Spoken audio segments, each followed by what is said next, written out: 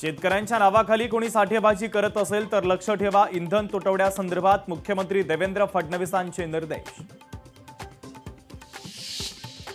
17 विधान परिषदेच्या जागांवर महायुतीचाच विजय होईल. एकनाथ शिंदेंच्या भेटीनंतर चंद्रशेखर बावनकुळे यांचं महत्त्वाचं वक्तव्य. बोंदूखराच्या साथीदाराकडून ईडीनं जप्त केले 13,50,00,000 रुपये. मनी लॉन्ड्रिंग प्रकरणामध्ये ईडीची मोठी कारवाई. नरीमन पॉइंट येथील एअर इंडियाच्या इमारतीमध्ये मंत्रालयाचा कारभार सुरू होणार. इमारत खरेदी प्रक्रियेला वेग. खरेदीचा मसुदा विधी न्याय विभागाकडे पाठवला. देशभरात पेट्रोल आणि डिझेलच्या दरामध्ये पुन्हा एकदा वाढ. पेट्रोल 87 पैशांनी तर डिझेल 91 पैशांनी महागलं. मोदींच्या आवाहनानंतर 10 दिवसात तिसऱ्यांदा पेट्रोल डिझेलच्या किमतीमध्ये दरवाढ.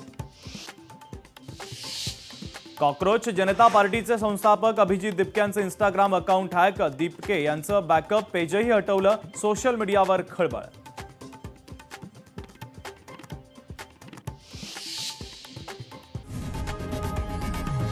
लोकशाही मराठी ऐका, पहा, जागरूक रहा.